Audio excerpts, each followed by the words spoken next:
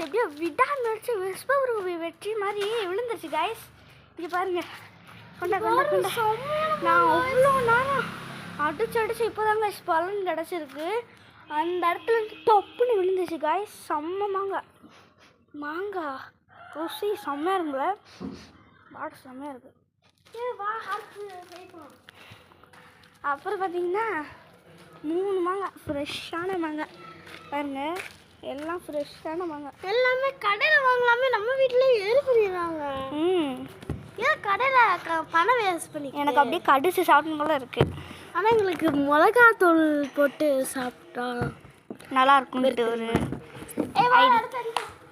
அடுத்து நாங்கள் அடிக்க போகிறோம். அடுத்தும் நாங்கள் அது விழலைன்னா நாங்கள் இதை 3 மட்டும் இது பண்ணிடலாங்க. பாருங்கள் எனக்கு வேர்வையா, இந்த 3 மட்டும் போட்டு சாப்பிட்றலாம் அப்படின்ற ஒரு மைண்ட் செட். வந்து எப்போலேருந்து நாங்கள் சாப்பிட்டதுலேருந்து இதை தான் பண்ணிகிட்டு இருக்கோம். அது விழவே மாட்டேங்குது. அப்புறம் என் ஃப்ரெண்டு கொஞ்சம் நேரம் ட்ரை பண்ணேன், நான் ஒரு ரீல்ஸை போட, நான் கொஞ்சம் நேரம் ட்ரை பண்ணேன், அவள் ஒரு ரீல்ஸை போட அப்படின்னு தான் இருந்தோம்.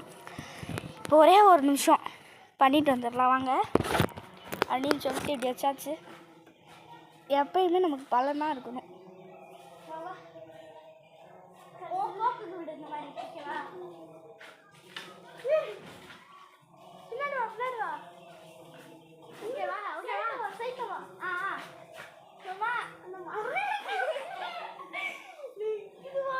சரியா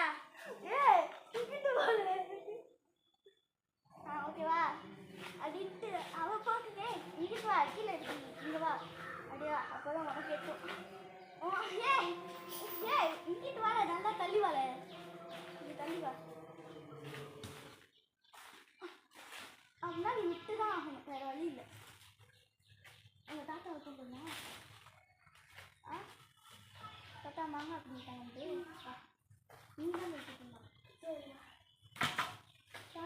எங்களால் இது வந்து முடியலை, அதனால் சுவிக்ஷா என் ஃப்ரெண்டோட தாத்தா கூட்டிகிட்டு வர போயிருக்கா.